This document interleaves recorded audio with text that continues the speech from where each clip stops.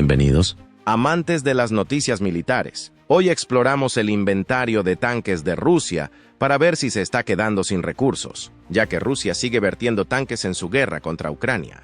El número de tanques destruidos en el conflicto de Ucrania es realmente impresionante. A pesar de las predicciones sobre la inminente desaparición de los tanques, siguen desempeñando un papel vital en las operaciones militares de ambos bandos. Mientras Ucrania lucha por conseguir más tanques de Occidente, Rusia se ve obligada a recurrir a sus excedentes de tanques de la era soviética. El país que en su día presumió de la nueva generación de T-14 Armata, ahora cuenta con los vetustos T-62. Esta no es una buena señal para Putin. No es una buena señal para Putin ni para el ejército ruso, considerado en su día uno de los más fuertes del mundo. ¿Qué va a pasar con los blindados rusos en Ucrania? Llevamos más de 300 días en un conflicto que muchos suponían que acabaría en cuestión de semanas. Cada día que pasa, más y más vehículos rusos encuentran su perdición. Ahora, más de 8.700 piezas de costoso equipamiento militar han sido verificadas independientemente como destruidas, abandonadas o capturadas.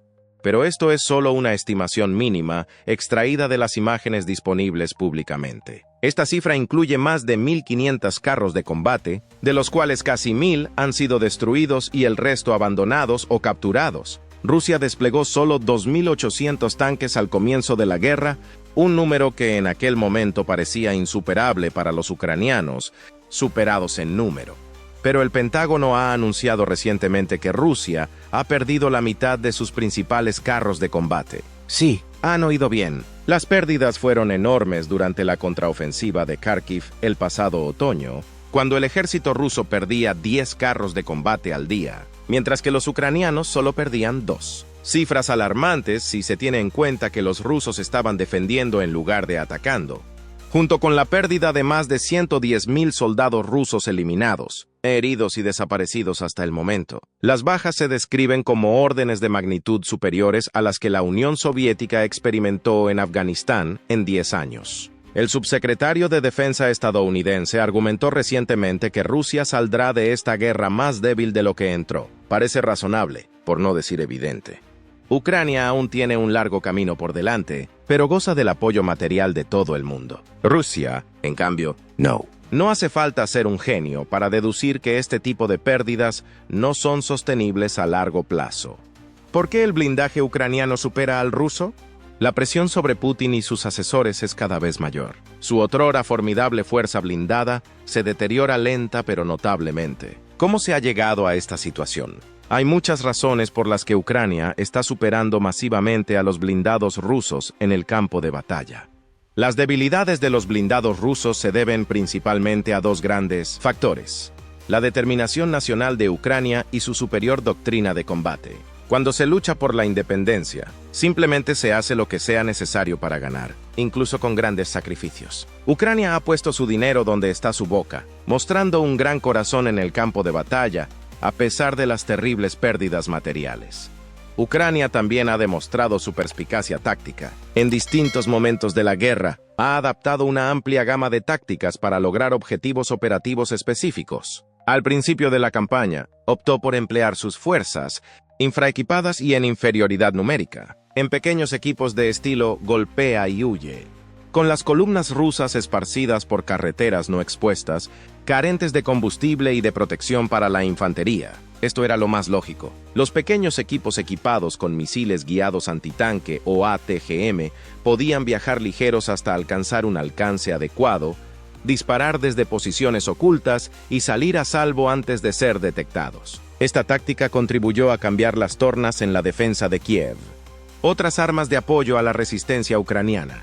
Cuando los países occidentales vieron lo hábiles que eran los ucranianos para derribar tanques y vehículos valorados en millones de dólares con misiles ATGM operados por el hombre que valían una fracción de ese precio, se volcaron aún más en el país, con mucha más precisión que cualquier cosa que poseyeran los rusos. El arsenal ucraniano de ametralladoras antitanque también facilitaba el acceso a instructores y asesores occidentales que podían ayudar a sus manejadores a ser aún más letales y eficientes con el tiempo. El humilde ATGM se ha convertido en un símbolo de la tenaz resistencia ucraniana.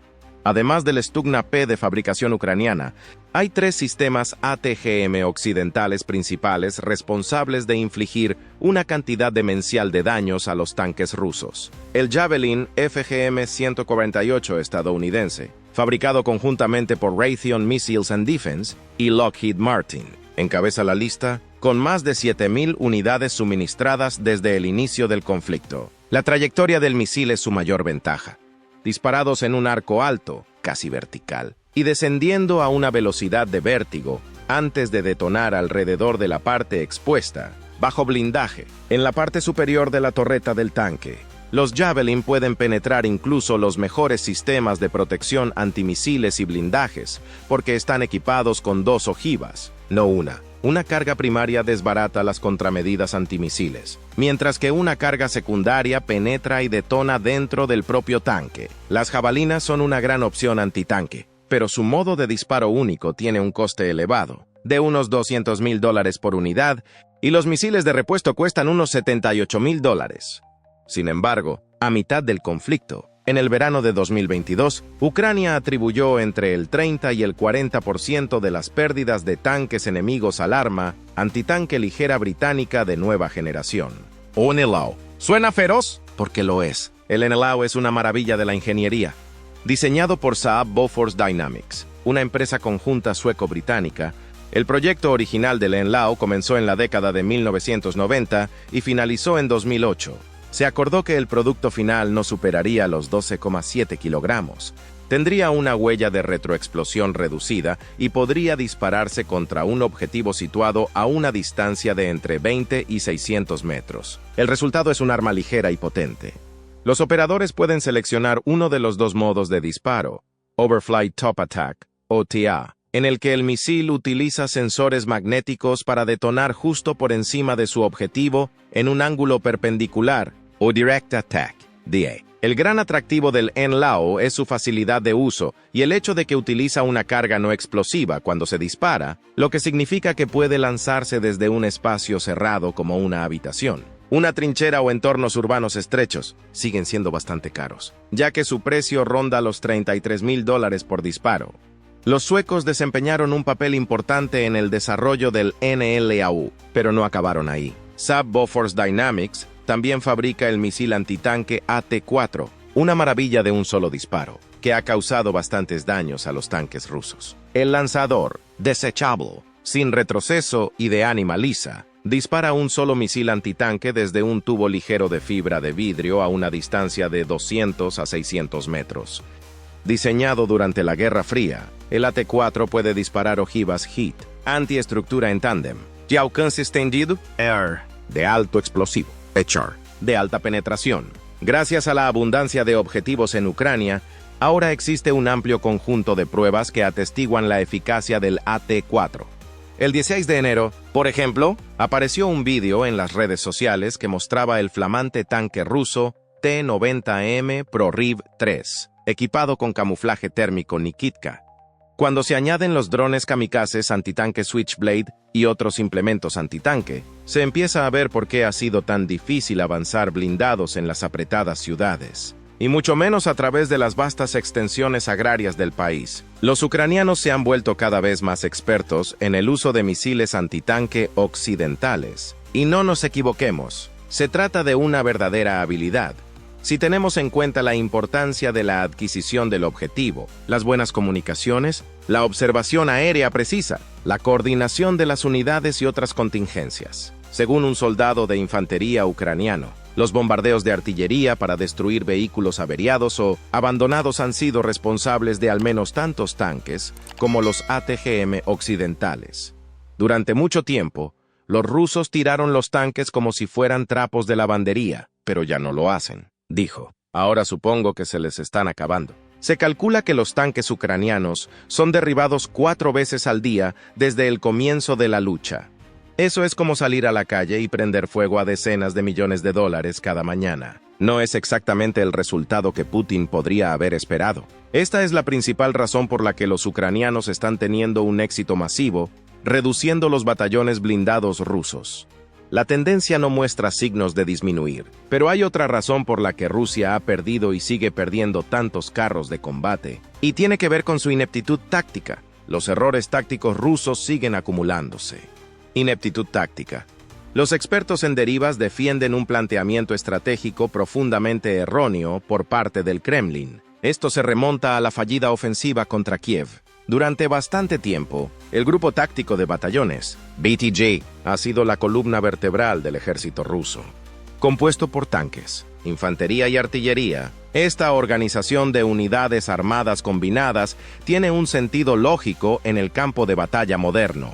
Sin embargo, Rusia parecía haber equivocado el equilibrio de sus BTG, dando prioridad a los vehículos blindados, camiones y tanques a expensas de la infantería necesaria para mantenerlos, apoyarlos y protegerlos. En teoría, esto significaba que dispondrían de unidades contundentes y muy maniobrables trabajando en tándem.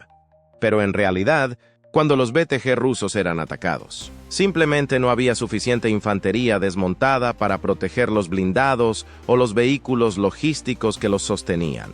Los convoyes quedaban atrapados en campo abierto, destripados por los mencionados equipos de asalto ucranianos al acecho, escondidos en zonas densamente pobladas, bosques y otras áreas. Los ucranianos disparaban y luego huían para ponerse a salvo, dejando a su paso despojos ardientes de vehículos destrozados. Si los rusos hubieran optado por incluir más infantería delante y alrededor de sus convoyes blindados, habrían estado mejor equipados para detectar y detener estas emboscadas. Este no era el único problema. Las tácticas rusas se vieron agravadas por otro fallo fatal. Al no disfrutar de superioridad aérea, no podían confiar en el apoyo aéreo cercano para proteger su blindaje. Además, parece que no inspeccionaban a menudo la zona con drones o aviones, lo que dejaba a los blindados expuestos a la infantería ucraniana, difícil de detectar a simple vista. Fue la constante y abrumadora superioridad aérea y una inteligencia fiable lo que permitió a las columnas blindadas estadounidenses en Irak y Afganistán prosperar y sobrevivir, o al menos evitar la destrucción por miles. Falta de logística. Si a esto le añadimos la falta de sustento, cosas tan simples como el combustible, las raciones y otras necesidades vitales que se agotan en el frente, y la incapacidad de salvar los tanques que se quedan atascados y abandonados en el barro, tenemos una receta para el desastre. Agricultores ucranianos con tractor, gracias por vuestra donación. Con el tiempo, el desgaste de sus BTG más experimentados dejó a Putin sin otra opción que introducir en la lucha a reclutas inexpertos. Rusia está empezando a alejarse de los grupos tácticos de batallones, al darse cuenta de lo ineficaces que son. Pero es demasiado poco y demasiado tarde. Desperdiciaron una enorme cantidad de sangre y dinero intentando que funcionara, y ahora se han quedado con reclutas indisciplinados que parecen más dispuestos a abandonar sus carros de combate que a intentar salvarlos o, en su defecto, destruirlos para evitar que caigan en manos ucranianas. Se están construyendo más tanques rusos para reemplazar sus pérdidas, pero ¿podrán introducirse más rápidamente de lo que se destruyen los modelos actuales? La respuesta sencilla es no, a menos que puedan construir 30 tanques y camiones blindados cada día, el ritmo medio al que se están destruyendo. Pero eso es solo el principio del problema de los tanques de Putin. Aunque no solemos oír hablar de su impacto, las sanciones occidentales a Rusia han dificultado aún más la construcción de los tanques y misiles que necesita para proseguir la guerra de Putin. Los tanques modernos están equipados con una compleja serie de sistemas electrónicos, objetivos informáticos, miras especiales, relés de comunicación. Todo depende de componentes electrónicos críticos que antes solo estaban disponibles para Rusia en el mercado de importación. Moscú ha admitido que lleva 15 años de retraso con respecto al resto del mundo en la producción de semiconductores, lo que no es bueno cuando muchas de las armas de precisión actuales dependen en gran medida de ellos. Mientras Rusia intenta reciclar microprocesadores de, sí, lo han oído bien, frigoríficos y lavadoras para reconstruir sus menguantes existencias. Un grupo de expertos británico afirma que 27 tipos de armas rusas capturadas contenían componentes cruciales de 70 empresas occidentales. La inflación se ha disparado. Las tasas de desempleo son cada vez más altas a medida que se deja sentir la ausencia de empresas occidentales. Las industrias están cerrando sus puertas. Las sanciones occidentales han tenido un enorme impacto económico en componentes tan simples como los rodamientos de bolas o las fijaciones. Pueden ser las cosas más pequeñas las más difíciles de encontrar. donde puede que solo haya una fuente que las produzca, dijo el subsecretario del Tesoro estadounidense en octubre. Los fabricantes de armas intentan ahora obtener los componentes que necesitan en el mercado negro, pero mientras tanto, las sanciones y embargos occidentales han obligado al Kremlin a abrir las existencias de sus municiones mudas de la era soviética, que carecen de la guía informática tan eficaz en los modelos actuales. El canibalismo de piezas de repuesto de equipos antiguos es una forma de intentar frenar la oleada de pérdidas de blindados, pero no es la mejor. En conjunto, muchos sospechan que estas son las razones por las que el cacareado programa ruso T-14 Armata nunca llegó a despegar ni a entrar en la cadena de montaje. El que en su día se consideró el tanque de nueva generación para las Fuerzas Armadas rusas, los ambiciosos pedidos de miles de T-14 presentados hace solo unos años siguen sin cumplirse. Falta de recursos y mano de obra en Rusia. Rusia tiene las manos tan ocupadas con el mantenimiento de sus atrofiadas fuerzas armadas que no podría movilizar los recursos y la mano de obra necesarios para construir una flota de T-14 aunque quisiera. Cada vez parece más probable que no pueda hacerlo en mucho tiempo. Entonces, ¿qué hacer cuando un país carece de poder económico, capacidad industrial y preparación militar, pero tiene que cargar con el peso de un rico legado histórico como una de las potencias militares más fuertes del mundo? Bueno, si eres Putin en 2023, parece que te apoyas en ese legado. Lo que le falta a Rusia en las medidas tradicionales de poder lo compensa con hectáreas y hectáreas de arsenales de la Guerra Fría. Irónicamente, ahora que ha perdido tanto equipamiento, estamos viendo imágenes de cientos de viejos tanques de la Guerra Fría sacados de sus almacenes, desempolvados, cargados en vagones de tren y enviados a Ucrania. Rusia tiene decenas de miles de viejos tanques soviéticos almacenados, incluidas versiones de los más recientes T-90, T-80 y sus predecesores, que constituyen la columna vertebral de las fuerzas blindadas ucranianas, el T-72 y el T-64, pero están apareciendo imágenes de tanques rusos de la Guerra Fría sacados de sus almacenes, desempolvados, cargados en vagones y enviados a Ucrania. Pero están apareciendo imágenes de T-62 rusos que están siendo modernizados en plantas rusas de reparación de blindados y enviados al frente. Estos tanques están obsoletos en la era moderna y lo han estado desde que empezaron a ser reemplazados en 1975, lo que nos lleva a preguntarnos por qué se molestan en conservar todas estas reliquias de la Guerra Fría. En gran parte tiene que ver con lo difícil que es mantener almacenados los tanques más nuevos, la posibilidad de renovar y reutilizar tanques antiguos, los esfuerzos de Rusia, dado que funcionan con componentes electrónicos más sofisticados que, como bien sabemos, son cada vez más difíciles de conseguir. Parece que Rusia ha intentado sacar del almacén montones de T-72, T-80 y T-90, solo para darse cuenta de lo costoso y difícil que puede resultar ponerlos a punto para el combate.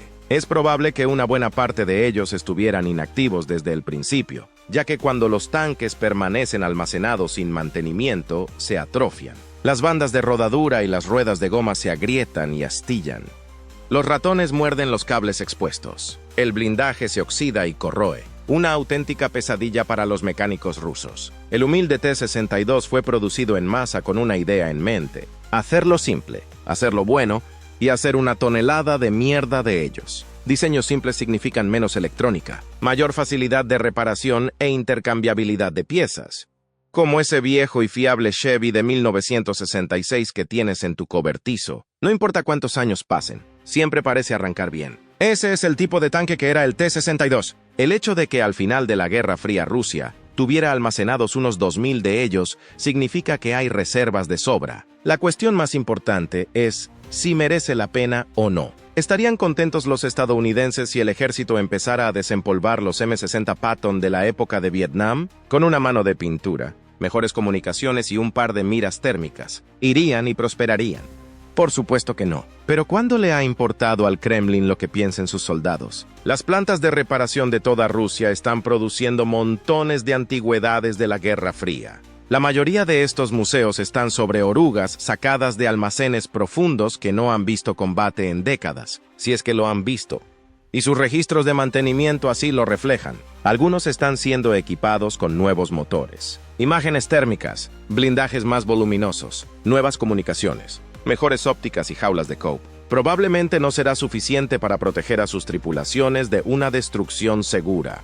Al parecer, se ha encargado a una planta cercana a Chita, en Siberia, que reacondicione 800 T-62 de aquí a 2025. Algunos se utilizaron para defender la orilla norte del río Dnipro, tras la reciente liberación ucraniana de Kherson. No sabemos cuántos entrarán finalmente en combate, pero sí sabemos que la mera presencia de T-62 en el campo de batalla de Ucrania es una acusación contra el poderío ruso. Las conversaciones para suministrar a Ucrania carros de combate occidentales continúan, pero al fin y al cabo, Ucrania está capturando y reutilizando muchos más carros rusos abandonados de los que jamás recibirá de Occidente. Si una nueva ofensiva rusa está a la vuelta de la esquina, como creen muchos expertos, tendrán que intentar conservar su menguante fuerza acorazada, si esperan evitar hacer campaña con un ejército apuntalado por decenas de T-62 reacondicionados. Aunque resulte retrógrado decirlo, a veces el equipamiento antiguo es suficiente para hacer el trabajo a largo plazo. Este puede ser incluso el plan diabólico de Putin. Sabe que si Occidente se doblega y no se compromete a suministrar a Ucrania el blindaje que necesita para seguir luchando, oleadas de reclutas y mercenarios rusos utilizando equipos anticuados podrían ser suficientes para retirar, asfixiar y desangrar a los ucranianos, aunque eso signifique que no le quede nadie al final de la guerra para celebrar su hueca victoria. Esperemos que esa posibilidad no se haga realidad. Es posible que para cuando se publique este vídeo, el número de tanques destruidos haya cambiado, ya que el conflicto entre los dos bandos sigue su curso. Somos observadores externos y nadie quiere que se produzca una guerra. Pero, ¿verá Rusia la debilidad y decidirá parar? ¿O tendrá Putin otras soluciones propias? Permanezcan atentos a los próximos vídeos para conocer las últimas novedades de ambos bandos. Adiós y hasta la próxima.